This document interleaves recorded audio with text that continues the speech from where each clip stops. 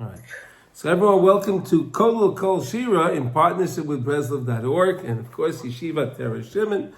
I always wish good wishings to my dear Rebbe, Rabbi Chaim Kramer, and of course to Mordechai Groner, Rabbi Mordechai Groner. He's the Rosh Yeshiva at Yeshiva Torah Shimon. And we always love to work together with everybody and all our listeners from all around the world that listen to our class and send in their comments and everything. So, all right, we'll get started now. And I'm going to do what we normally we have been doing. And people seem to like it. We do an overview of the Parsha, right? We go over the Parsha so we understand the different things that happen in the Parsha. And then we'll learn something inside on a deeper level. Okay, so that's what we're going to try to do now with Hashem's help and with a lot of siyata d'shmaya. Okay, so this is Parshat Vayetzei.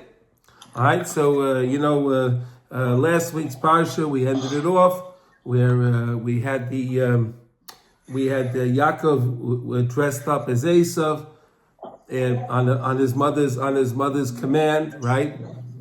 And he went into Yitzchak and he took the brachas, he took those blessings that were supposed to be for Esau, and he took them. And we discussed why it had to be done that way. And this week we're going to go further, and we're going to see now. So we know that Yaakov Avinu, he left.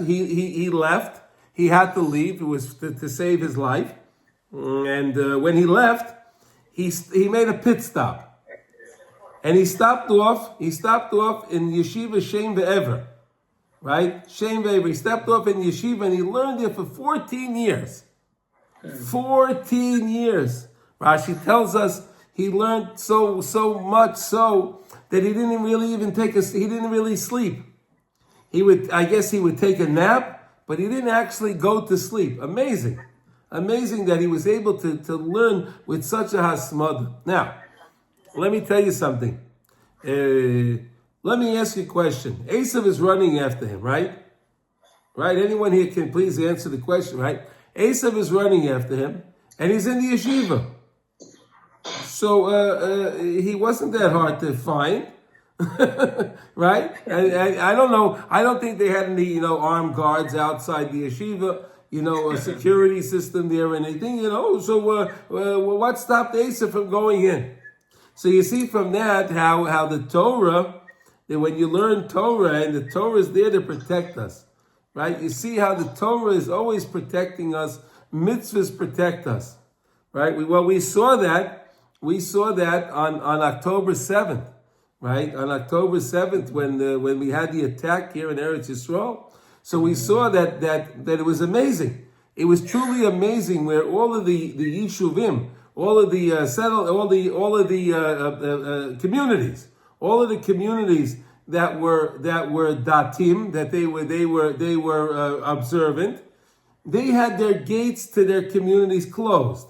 Whenever you have a community, Ernie, guys, like they have in Florida, the gated communities, right? Where they're gated, you can't go, you only go into the gate, right? The whole place is closed off. You can only go into the entrances, right? So that's how these communities are as well there. All the communities are like that as well. And on Shabbos, the religious communities, they close the gate. It's a heavy gate. It's not like a little arm. It's a big wrought iron gate, and they close it. The Hamasniks, these terrorists, they just went right by, and they went to the Yeshuvim that had the gates open. Amazing. You see again here, you saw that where you keep Shabbos, Shabbos protects you. You watch the Shabbos, Shabbos is watching you. So much so, I wanted to just share this with you. There's a big city, the city is Ofakim. It's a big city. It's a city actually. And the city is divided into two sections. You have one section, you have the Datim, you have the religious community. And the other section, they're not religious. Not yet, they're not religious yet. Okay? Now, so in that city, the gates were open on one side, and on the other side, they were closed, right, in the city, right? So they were attacked on the open side, but the closed side in the same city, They didn't even know what was going on. It was Shabbos, right? So they didn't even know what was going on. It's fascinating.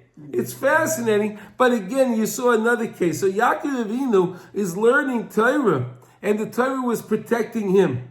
So you see how when you learn Torah, you'll never go wrong.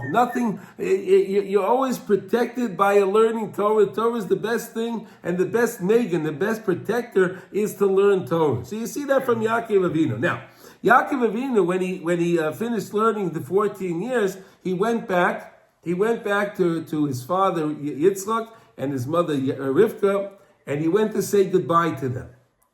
You see that it was beautiful, right? That he paid.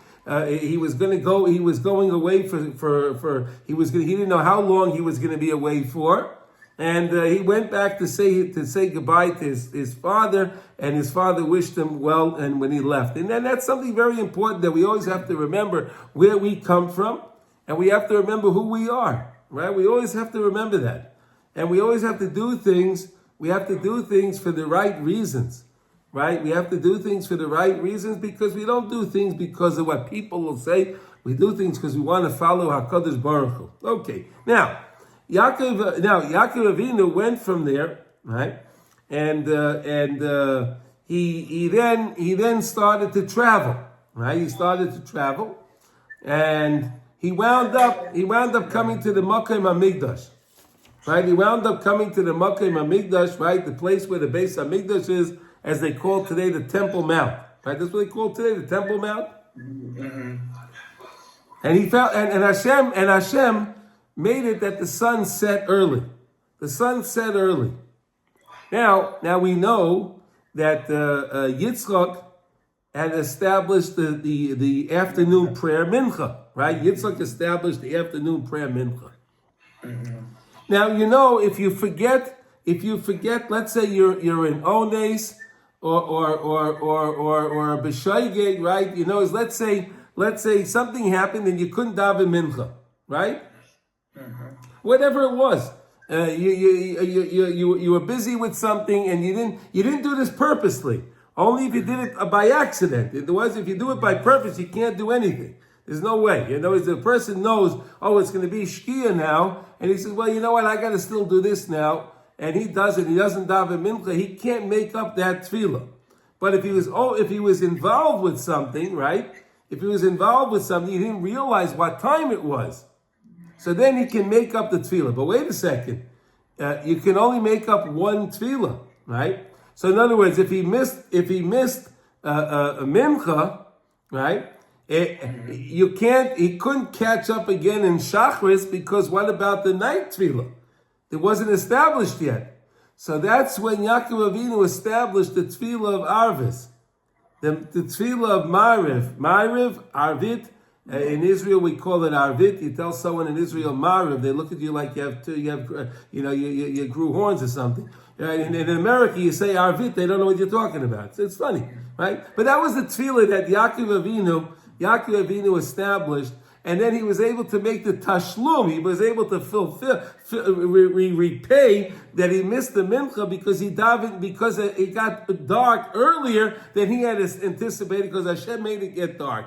Now Hashem made it get dark for a reason, because Hashem wanted him to go to sleep on Har HaBayis. He wanted him to sleep over there. Hashem wanted him to sleep there. And how do you know? That's where he had that nevuah, right? He had that dream. But what happened before he had the dream? He went and collected 12 stones. A lot of talk of why he picked 12 stones. We know, the simple, he had 12 children, right? He had 12 sons, right? And we know Rashi tells us that the stones, the Avonim were fighting one another. Well, I want the tzaddik to be under my head, and the tzaddik's head should be on me. And the other one said, no, me. And they were fighting. So Hashem made a miracle. They all came to one stone. All the 12 stones came to one stone. So a nice thought on that is, you see now, and so what changed? So what changed? In other words, there were 12 stones and they were fighting. Which one wants to be under the head of the tzaddik, right? Now Hashem made it to be one stone. What was Hashem teaching us? That he makes it into one stone. In other words, teaching, I think we could say like this, that whenever we have achdus, When we have unity, everyone's okay with everything. Everything's okay. We don't have any problems. Everything's okay. There's shalom. Whenever there's unity, there's shalom. And when there's shalom, everything is okay. And you see that lesson from this. I think it's a beautiful lesson to see when the stones, they were all arguing. Now they became one unit. We became an aguda achas. That's what Klal Yisrael is, right? Once when you have let's say a sticks of straw, right? So a stick of straw is not that strong, correct? Not that strong. You could snap it, right? But if you take two, it gets a little harder. 3 harder. But now if you take 30 or 40 sticks of straw and you hold it together, now that's what we call an aguda. We call that a bundle, right? We call that a bunch. A bundle that you can't snap. And that's Klal Yisrael. When we are together and we have achdus and we have unity, we are invincible. We are invincible. And believe me, our enemies all know that. Our enemies in the world know that when we have unity, we are invincible. They know that, and that's why they take any opportunity they can. Whenever they can, and they see that we don't have good unity, that's when they attack us. Every single time. That's when we get attacked. But when we are together, and there's no rights and lefts and middles and the chilonim and the datiim and the chasidim and all of that, we're one amcha beis Yisrael, we're one nation, we're invincible. And that's a lesson that I see.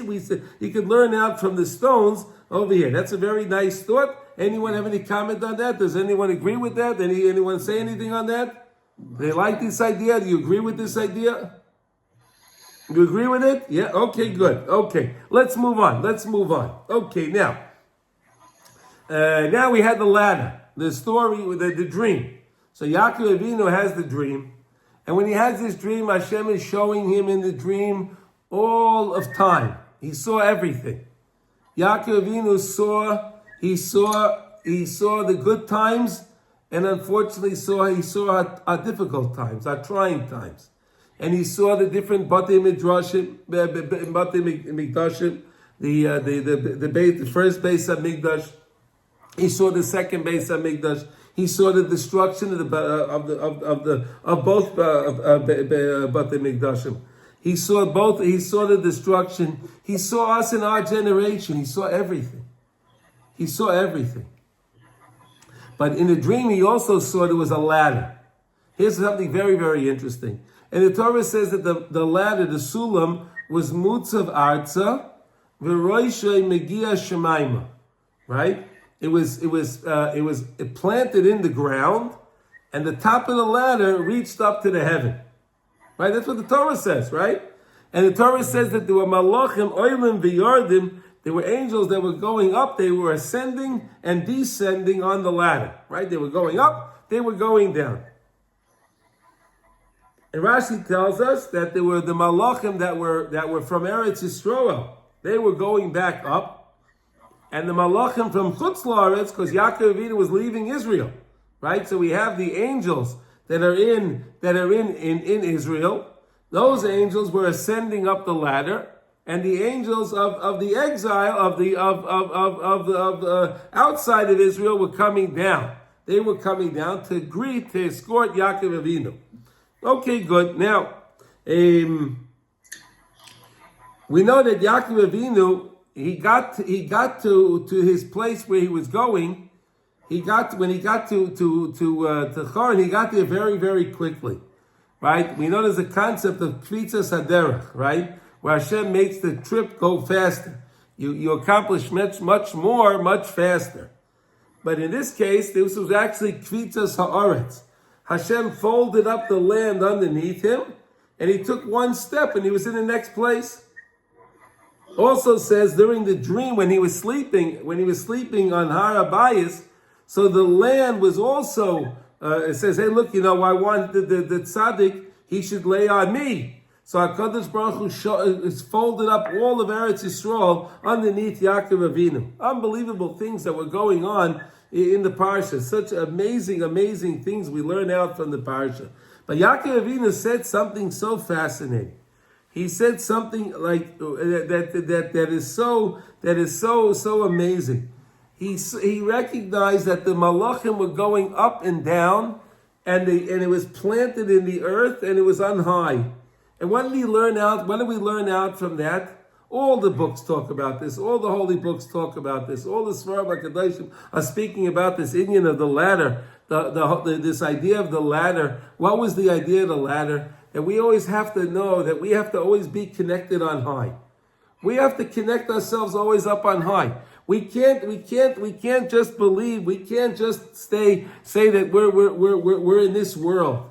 We're just in this world. We have to remember that we're always connected up on high. We're always connected up till Shemayim, and it's not that we're in this world alone. We're always in this world with HaKadosh Baruch Hu for eternity. We're always here, and then that's something we have to remember that. And people sometimes they get bent out of shape because somebody said something or a certain situation they find themselves in. Whatever the case may be, they get upset because of certain things, right? They get upset because of certain things, but really you have to remember you're connected up on high, and HaKadosh Baruch Hu is on the top of the ladder. That's what the Torah says. And Hashem, the Malachim were going up and down, and on the top of the ladder was Hashem. That means Hashem is connected everywhere. He's connected on high, and He's connected down here. And we always have to remember, no matter what's going on in our lives, whatever's going on, whatever difficult time we find, anything, Chas v'sholom, we should find ourselves. But things happen in life. We always have to connect them up on high. We always have to connect them up on high. It's such an important lesson to understand that, okay? And again, Hashem does everything in this world, so we can have bechira, right? He wants us to have free choice, right? HaKadosh Baruch Hu wants us to have free choice, right? In any circumstance, any situation that happens, right? Like for example, a person could do like this. You come home and your wife tells you, for Shabbos, I want to buy a certain roast, a certain kind of roast, and it's very expensive. Very expensive. So there's two ways you can look at this. You can say like this, look, all right, one way of looking at it is it's too expensive. Let's buy something else. Another way you can look at it is say like this, wait a second. Hashem, you gave me my wife, and her thoughts are really coming from you. And if you want me to have this roast, this is on your cheshbon, Hashem. It's your money. It's not mine. It's your money. So I'll buy it. HaKadosh Baruch Hu means you set up that money for me, so I should be able to have the money. I don't have to worry about it. There's just two ways to look at it. Now, if that's the case, the person can wind up getting his roast. He can enjoy his roast l'kavod Shabbos Kodesh, right? He can enjoy it, right? Because he got it. Right, he got it and his wife prepared it so nice for it, right? And everyone's enjoying it. Great. It's on Hashem's dime. It's not his. But the other guy that thought that, it's too expensive, this and that, because it's all of my money. Oh, if it's mine, well then I don't want to spend so much money. He doesn't enjoy his Shabbos. Right? HaKadosh Baruch Hu, we have to remember that. Whenever, livriyut, gesundheit, you have to remember, whenever you have to do a mitzvah, HaKadosh Baruch Hu wants us to do the mitzvah, right? A person has to buy a pair of tefillin. He wants to get a new talis, right? He shouldn't ever worry, where am I going to get the money from? How am I this? No. If you're supposed to have that new talis, you're supposed to have the right tefillin, you're supposed to have the right parshas and tefillin. Remember, Hashem will provide the money. Hashem knows what you need. HaKadosh Baruch Hu knows what you need. If a person wants it, and he wants it to serve Hashem, everything is included. You don't have to worry about it. It's all on Hashem Yisbarach. When we were standing there on Rosh Hashanah, right, and we were listening to the shofar and everything else, and then we were davening, and then the Aseret, Hashem was setting all those things up for us. So forgive yourself to have it. It's okay. Don't worry about it. Now, let's go on. So that was the story with the ladder. It's an amazing, amazing concept to remember this idea. But then Yaakov Avinu says in the morning, he says like this: Achein yesh Hashem b'mokim hazeh v'anoichi lo yadati. Wow, Hashem! I realize now. Yaakov Avinu says now. I realize now I realize now that Hashem is here and I didn't know it. I didn't recognize it. I didn't know it, but I know it now. Many ask why. Many asked why was it that he didn't know? Because they say if he would have known, if he actually would have known, what would have happened? He would not have gone to sleep, and then he would never have had the dream. So HaKadosh Baruch Hu set it up in that way that he wouldn't know, and then he would. Now this is how it is in our lives. HaKadosh Baruch Hu does all different things for us, and we don't understand it.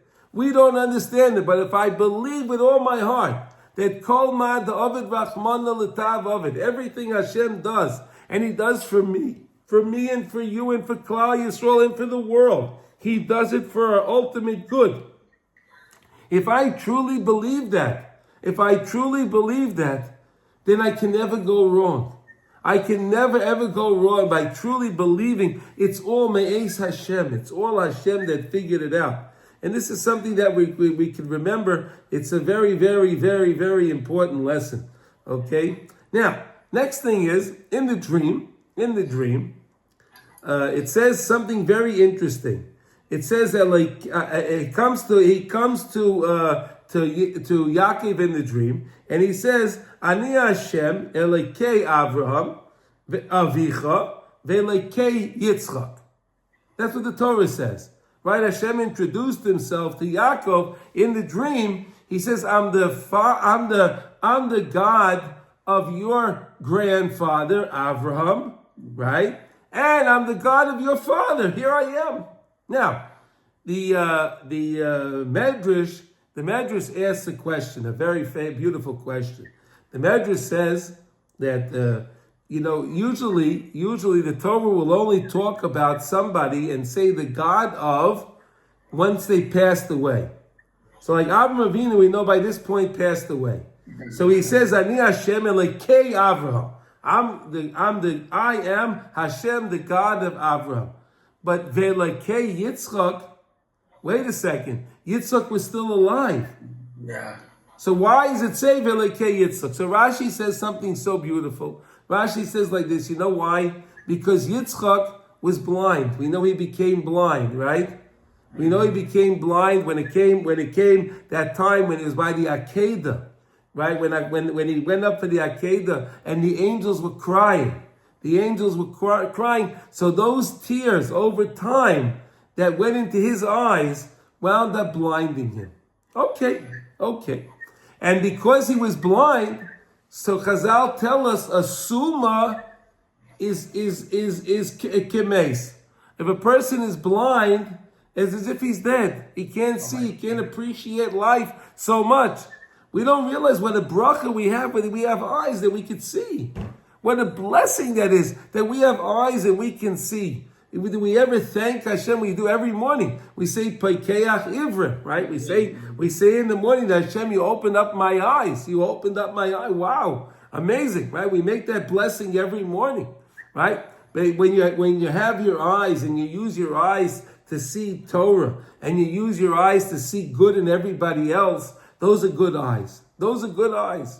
And that's why HaKadosh Baruch Hu gave us the eyes. So you could say Ve'Elekei Yitzchak, even though Yitzchak was still alive because he was a suma, he was a blind person, so as if he was considered he was dead. That's Rashi says that. Very nice understanding on that.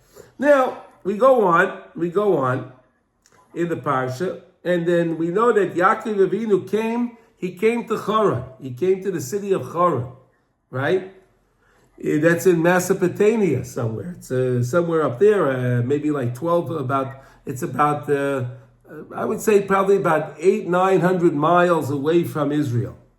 So it was a nice distance away, right? 800-900 miles is still a nice distance, right? So, but that's where he had gone. Excuse me. And he got there, and when he got there, he met the shepherds. He met shepherds, right? He met the shepherds.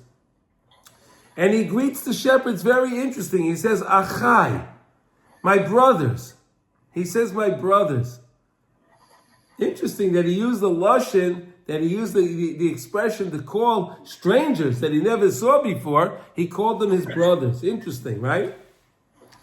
Next thing is, he asked them, what are they doing there? So they said that they were going to roll the stone that was over the well. Right? In those days, they didn't have a security system. So what they did was when they had a well is always, the water is always a precious commodity, right? Very precious commodity. So what they did was they put a big boulder over the well, and therefore you needed all the shepherds together to come there to push the boulder off the well, so that way the animals can drink. Correct? All right. They finished drinking, and then Rachel was coming out. Rachel was coming, she sees Rachel. And he sees Rachel, and the Torah says that he went over to Rachel, he gave her a kiss. Interesting thing, very interesting. Maybe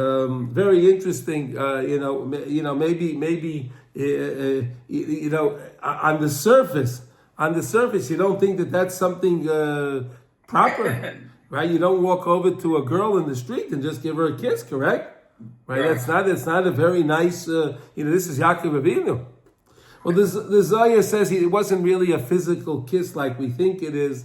It wasn't anything physical. How do you know that it wasn't something physical? You see it right away because the next is the thing in the Torah. It says that he was crying.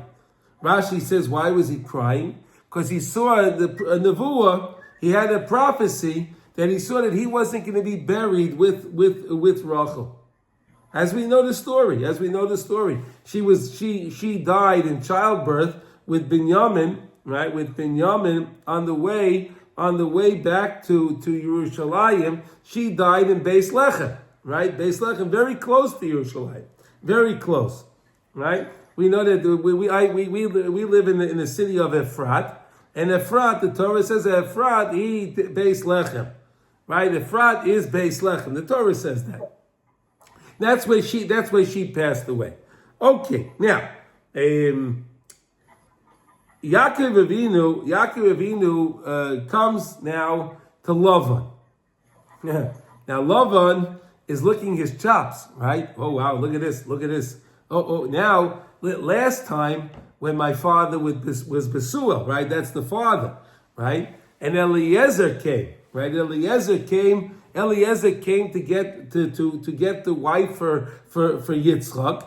He came with 10 camels of goods, right? He had jewelry and beautiful foods and perfumes and oils and everything. He came amazing, jewels, amazing what he came with. And now Yaakov Avinu doesn't have anything. What happened? Did Yitzchak Avinu not send? Yaakov along with plenty of food and plenty of things to bring along too? Did he not do that? Of course he did that. Of course he did. But what happened? We know that Eliphaz, which was the son of Esau, was the son of Esau, came and met Yaakov, and he told Yaakov Avinu that, my father told me that I have to kill you. So Yaakov Avinu came up with this idea. He says like this. He says, listen, really, you can fulfill your father's command by killing me. If you take all of my money, because the Chazal tell us an ani is also chashav kemes. Right? A person that's an impoverished person, a poor person, is also compared to somebody that passed away. Interesting, right? So what happened? Eliphaz took everything from Yaakov. He took everything from Yaakov. Everything. He had nothing. He had mamish nothing. And there's a medrash says that he even took his clothes. He had no clothes. And there's a beautiful medrash I saw. It's a beautiful medrash. It says like this, that Yaakov Avinu was wondering what he's going to do. He had his stick, And that's all he had. He had his stick. That's like we say, but Makli Avar Asayarden. He crossed the stick. He only crossed the sea with his stick. So what happened was, he saw there was a river. There was a river. A lake, a river, something. And he saw there was a man swimming in the river. There was a man swimming. And the next thing he saw was a big wave came and swallowed the guy in, and the guy drowned. It was far away, he couldn't reach him. It was very far, but he saw that the guy drowned. The guy had left his clothes on the beach area. He left his clothes there. So Yaakov Avinu took his clothes. Yaakov Avinu took the clothes. Hey, the guy's dead. He doesn't need his clothes, right? He's dead. Right? He's dead. He took the clothes. Then the authorities saw that this guy was dead. They were looking, and for who took the clothes.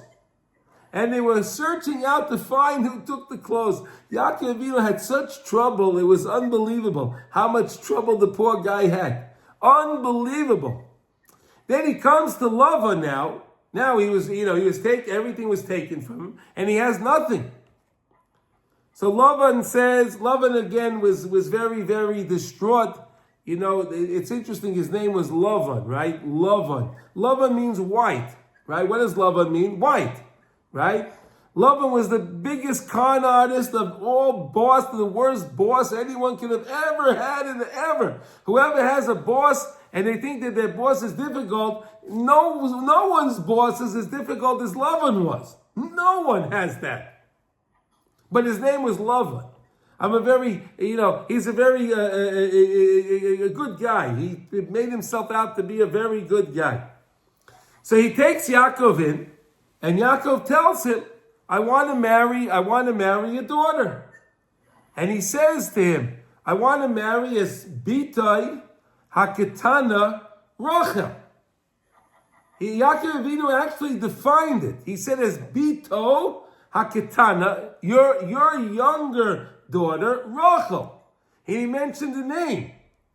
Why? Because if he didn't say Bito, your daughter, he could have taken any Rachel and give it to him, right?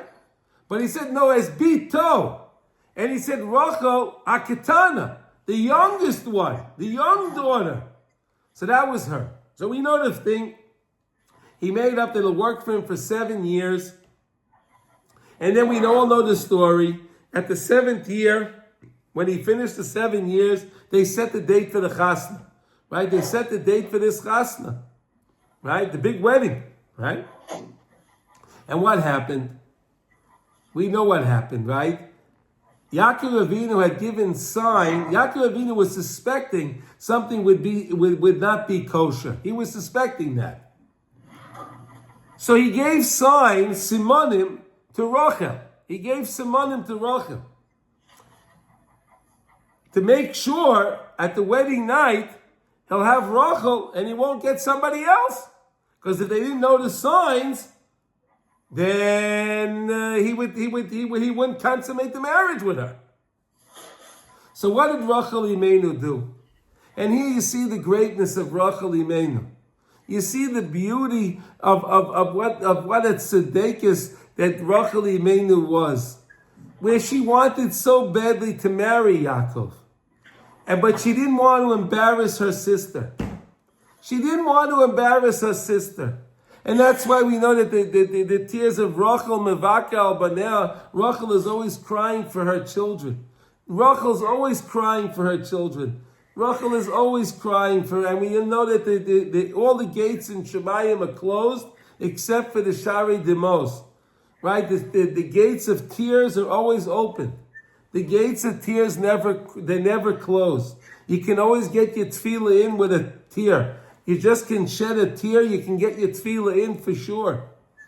All right, so Rachel Imenu, they had the big chasna, and Rachel Imenu stayed under the bed, and she was saying over the signs. She was giving over the signs. Let's think for a second how difficult that was for Rachel. How difficult that was for Rachel. She gives up her husband to her sister. Unbelievable.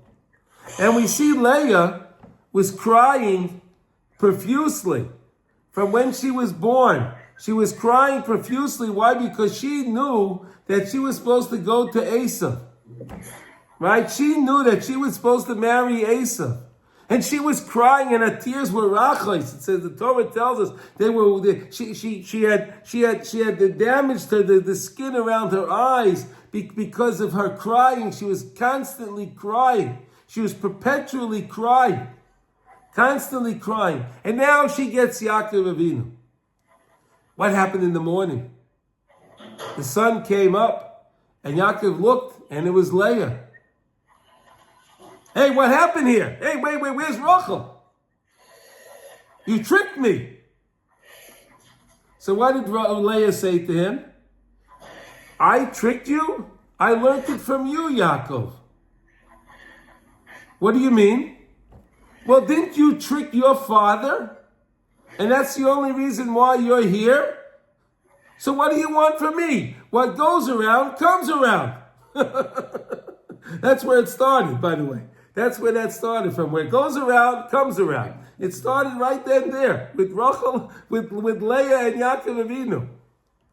And we know that Yaakov Avinu, she was the snua, right? Yaakov Avinu didn't really always wanted Rachel. Of course, he was with Leah. Of course, he was his wife, and so on. He treated her well. Of course, he did.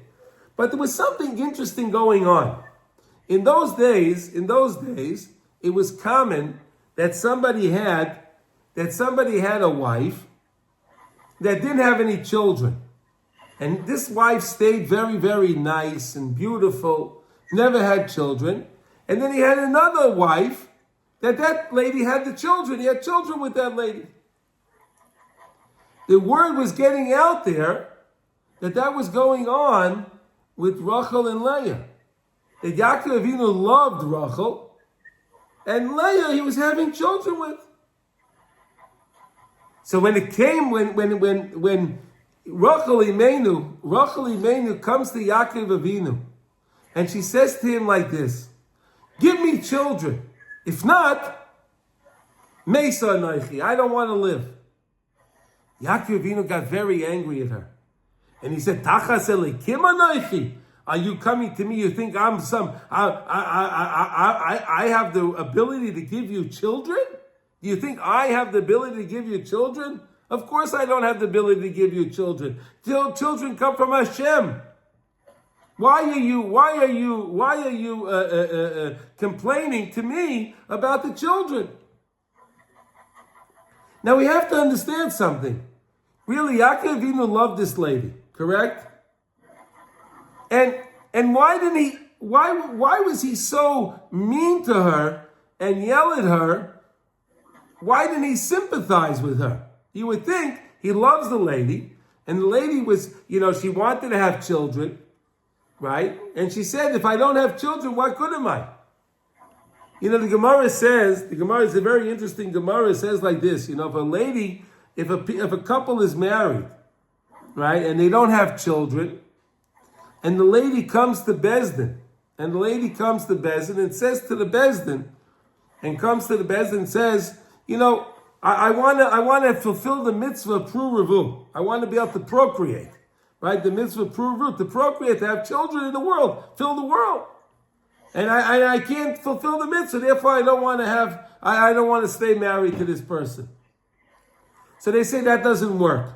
She's not going to get absolved because of that. But if she says, if I have no children, and what happens if my husband passes away and I die? Who's going to bury me? If I don't have children, who's going to bury me? You want to be able to have children so they can bury you? Okay, then you can get out of the marriage. You understand? You understand the difference? It's because the mitzvah of pruruvu is on the man, not on the lady. It's upon the man, the mitzvah of pruruvu, to procreate.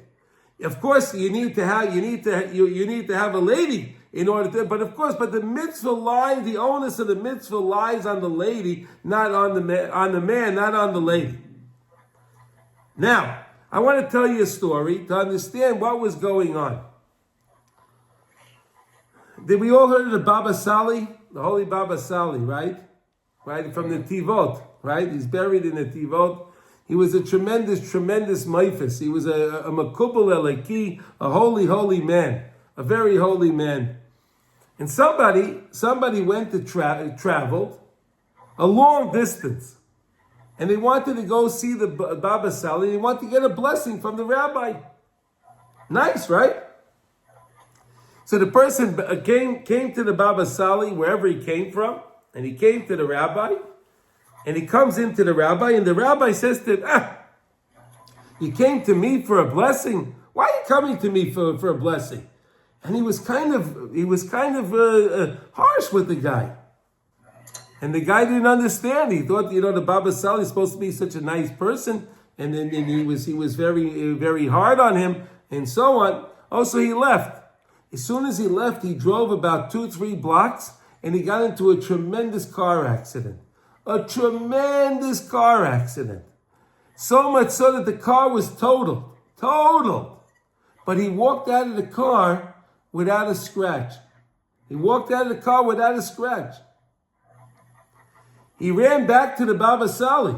He ran because only 2-3 blocks. He ran back to his house to tell him, Rabbi, I was just in a tremendous car accident. So the Baba Sali calls him in, he sits him down. And the Baba Sali says to him, I know that. I saw that you were going to be in a car accident. You were probably wondering why I was so angry at you. Why I was so stern with you. I was stern with you because when you walked in, I saw that there were a lot of dinim. There were a lot of judgments upon you. And really you were supposed to die. So I said, if I'll get angry at you now, then it won't be that Hashem has to get angry. And where did the Baba Sali learn this from? Parshas Pinchas. Right? What happened by Pinchas? Hashem was very upset. And Pinchas was Heishiv Eschamasi. Oh, Hashem, he took away Hashem's anger because Pinchas did something. He got angry, so therefore Hashem didn't have to get angry. The Heishiv Eschamasi. So Yaakov Avinu saw the din, he saw din on Rachel Imenu. He saw din on her. And he didn't want anything chas v'sholom to happen to her. He didn't want that. So he was very stern with her. And he said, Tachas alikim anaychi amayan, instead of God. Is that a way a person would talk to his wife? Yes, it is a way. When Yaakov Avinu understood what was really going on behind the scenes, and he wanted to protect his wife, and therefore he was a little bit stern with her. Now we can understand why he was a little bit stern with her. Does everyone understand that? The concept, that's an amazing concept. That's an amazing concept. That the rabbi was angry at the man, and that's what saved his life. Could you believe that? Now I'm not suggesting that you should walk around getting angry at people. Okay? We're not the Baba Salis, and we're not Mekubalim, that we could see dinim and things like this on people. For us, we judge everyone favorably. We don't do that. That's not for us to do. Okay? I don't want anyone to walk away from the shir and say, Reb Chaim said that, we should get angry at people. No. There's a proper time and place if you know what you're doing. If you know what you're doing only. Okay, so that's the story. That's where we got. Okay, now what happened now? So Yaakov Avinu works, and now right away Yaakov Avinu takes Rachel right away. So in other words, he married Leah, and then he finished the Sheva brachas with Leah, and then he took Rachel Imenu. But he made a deal with Laban. He made a deal with Laban that he's going to work the 7 years, and he actually stayed the 7 years. He didn't give away. He didn't go back on the 7 years. He did not go back on the 7 years. He did not, and he worked out the time. And you see the honesty of Yaakov. Titit emes Yaakov, right? The honesty of Yaakov Avinu. He worked out. He made out He said that I'm going to work, and he did work. He could have left. He could have left. But then after this event happened with Rachel Imenu, right away after that, you see, she became pregnant. You see that? You see that he lifted the din. You see how you understand the lesson here? In other words, she came to him, I don't have children. Excuse me, I don't have children. He gets angry at her, and the next thing you know, she's pregnant. And then who's born? Yosef. Yosef is born. The holy Yosef is born. Yosef HaTzadik is born.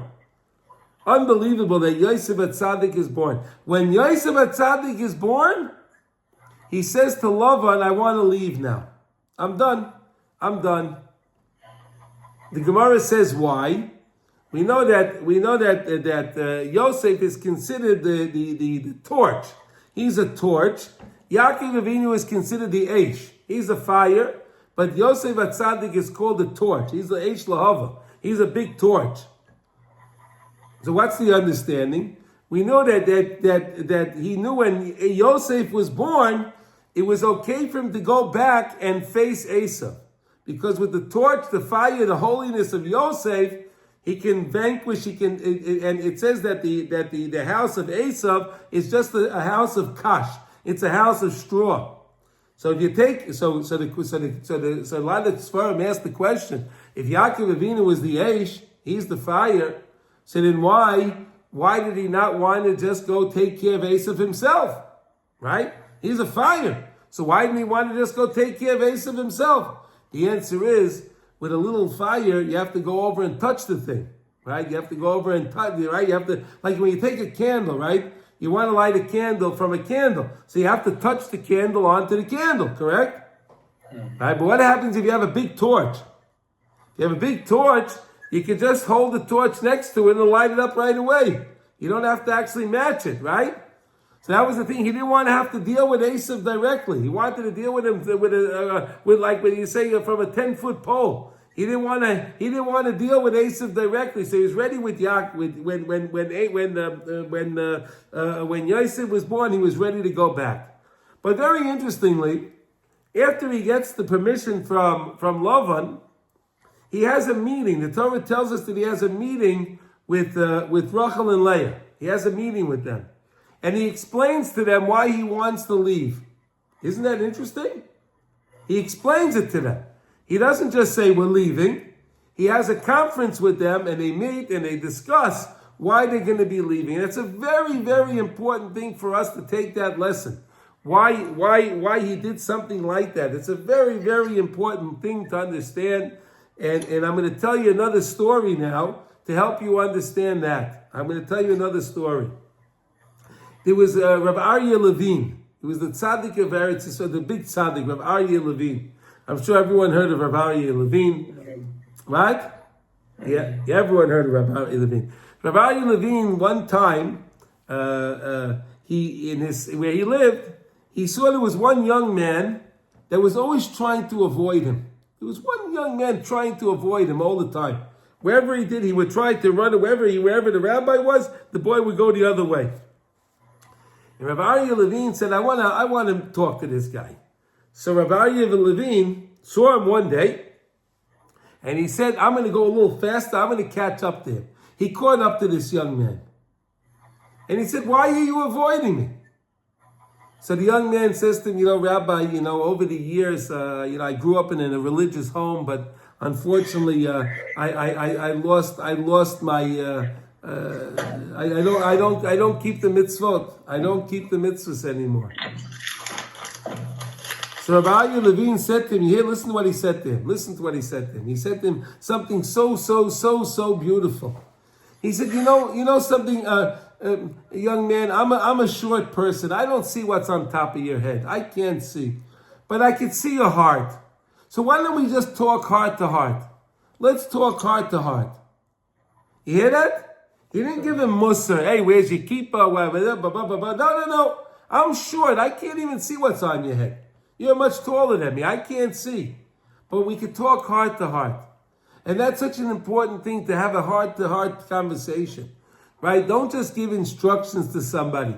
Explain it to them. explain it to them. In other words, someone is having trouble with keeping Shabbos. Explain to them the beauty. Show them the beauty of Shabbos. Don't just say, this is what you have to do.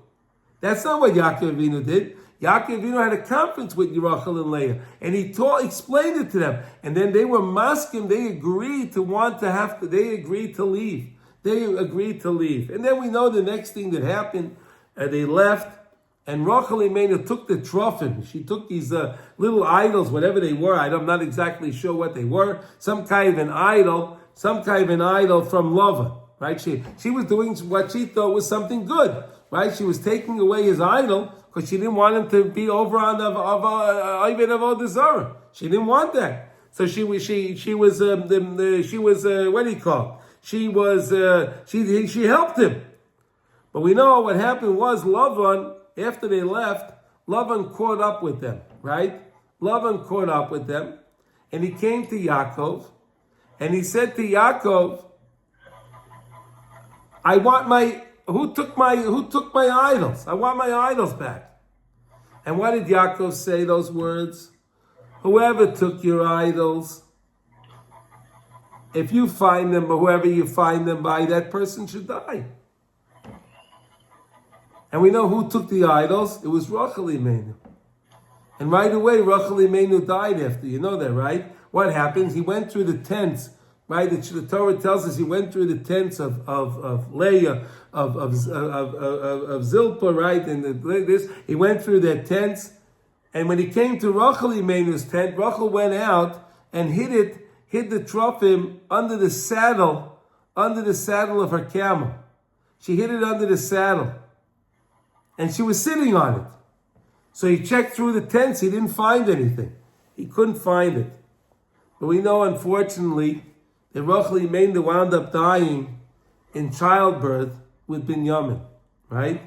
She died in childbirth with Binyamin, like we mentioned before, in Beis Lechem, which is very close to where we live, very close. It's only a 15-minute ride. It's really only a 15-minute ride from where we live. So, I mean, this is an overview of the Parsha. I said a lot of things here now. Does anyone have any comments, any questions? Anyone want to add anything? Or anyone disagrees with what we said here now? No. No? Okay. No. Rav Zushi, you don't have anything? You don't want to say anything? Wow. I'm amazed. And Mordechai, wow, it's amazing. Very nice. All right, very good. Okay, so let's look at something inside. We have just a few minutes, but let's learn. I always like to learn something inside. So here we go. You see the text over here? I'll make it a little bit bigger. Here we go. It says that we know that Chazal tell us that Yaakov Avinu is the Bechira Avos. Yaakov Avinu is the choicest of the fathers, of our forefathers. He's the choicest one, right? We know Avraham Avinu is amazing. Yitzchak Avinu is awesome. Yaakov Avinu, though, is he's the choicest one. Yaakov Avinu nikra bechira avot. You see what it says here? I'll point here. Where's my thing? Here. You see it right here? Bechira avot. He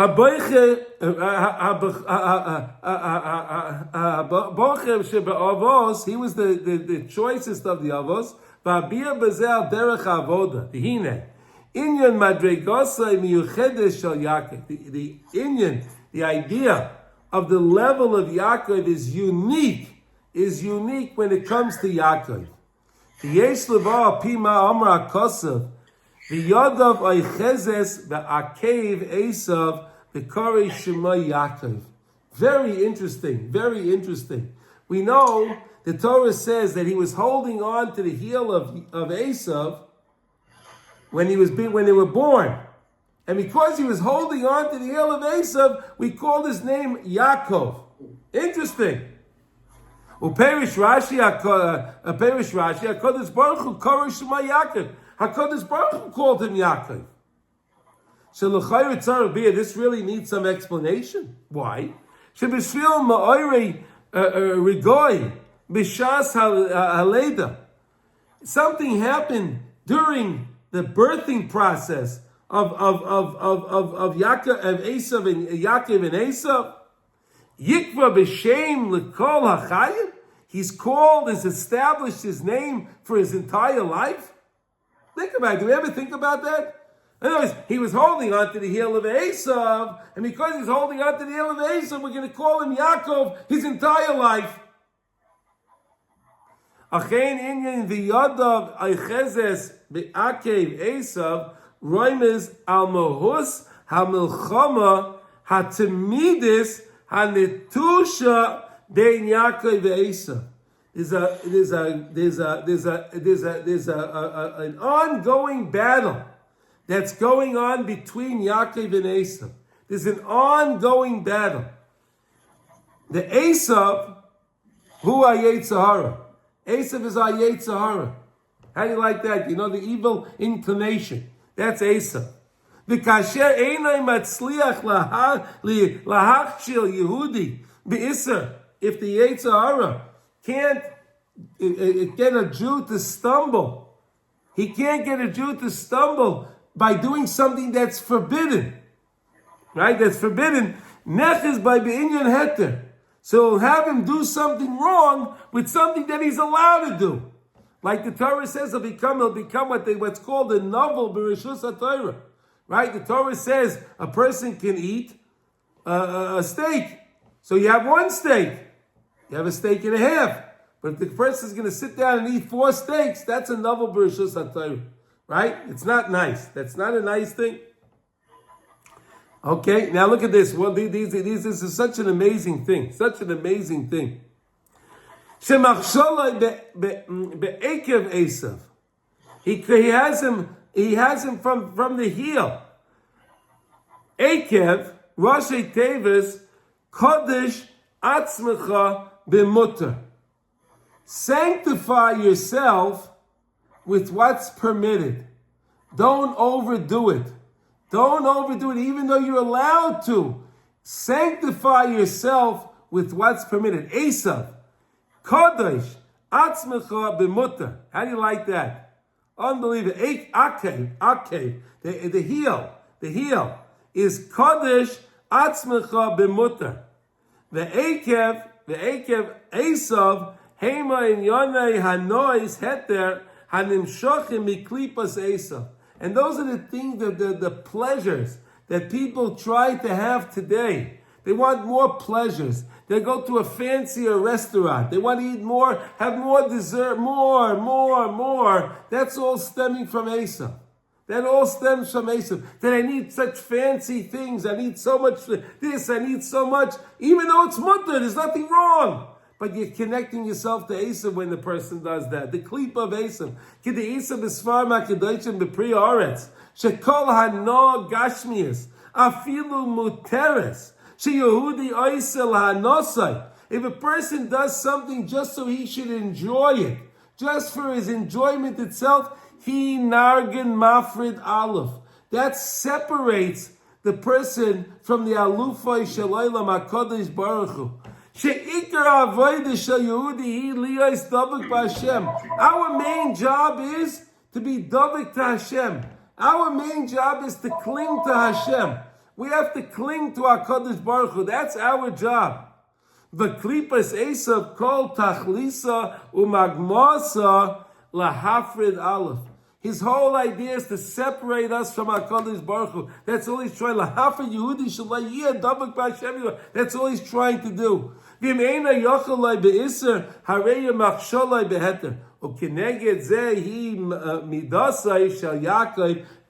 midah of Yaakov. That's why it's Akev, because it's Kodesh Atzmecha b'mutter lach. The yod of Esau, be'akev Esau, right? The yod of Eichezes be'akev Esau, Kodesh Atzmecha b'mutter lach. Asik b'kedusha b'chol inyanei olam laharim kol hanois la'Hashem yisbarach. So again, when you eat something, like the holy Rabbi Avigdor Miller, the holy Rabbi Avigdor Miller used to say, when you eat something, say, I'm eating this kedei lahavrois es haguf lelabayit es Hashem elekecha. I'm eating this in order to give vitality to my body so I can serve Hashem. The same way when we go to sleep. We go to sleep. We go to sleep, and sleep is a mitzvah. It's a mitzvah to go to sleep. If I go to sleep for the reason I say so I can get up in the morning and have a fresh head, so I can daven well and I can learn Torah, then that sleep is a mitzvah. Could you imagine the difference? You sleep for 6, 7, 8 hours. Could you imagine when you go to sleep and you have in mind, I'm going to sleep to daven in the morning. I'm going to sleep to learn, so I should be able to learn in the morning. That whole sleep is a preparation for your tefillah, for your Torah learning. That's a ma'aseh mitzvah. Could you believe it? You can get a mitzvah for sleeping? Come on, is that amazing? Raise your hands. Is that amazing that you can get a mitzvah for sleeping? Is that amazing? Is that not amazing? Unbelievable. Again, lasik b'kedush b'chol einayim b'alel laharim zay lahanois l'Hashem yisbarach v'nimsa ki yoda v'chezes b'akav Esav einay rak al shem ha'ma'orah shehaya b'shas haleda. It wasn't only because of what happened when they were born. That was his name. Elazui kol nekudas avodah shel Yaakov. That's the whole avodah of Yaakov. And we are nowhere. We are the Bnei Yaakov. We're Bnei Yisrael, Bnei Yaakov. And we have to understand this. We have to understand in our lives that it's only to connect. We do everything in our lives to connect to HaKadosh Baruch Hu. It's all about us connecting to Hashem. And if we do things to connect to HaKadosh Baruch Hu, then all the things that we're doing are ma'aseh mitzvahs. And we have arichas yamim. We get arichas yamim. The Rebbe talks about that a lot in Likutei Halachos. Rabbi Nassan speaks a lot about that. The idea of arichas yamim, taking your average things that you're doing, connected to HaKadosh Baruch Hu, besimcha, like the Rebbe says in lesson 24, right? Do your mitzvahs besimcha and watch how much you can accomplish. So, all right, well, listen, I hope everyone enjoyed this class. We didn't get to learn too much inside, but there was so much to talk about outside. And I did the best that I could to go over the Parsha, to give us an overview of the Parsha and all of the things. So I want to wish everybody should have a wonderful Shabbos, and we should all together be able to see the Bias HaMashiach and the Binyan Bayis Shlishi on Har HaBayis. And we should all be able to come together, march together, holding hands, and march together to Yerushalayim Yira HaKodesh, B'mheira V'yameinu. Amen. Amen.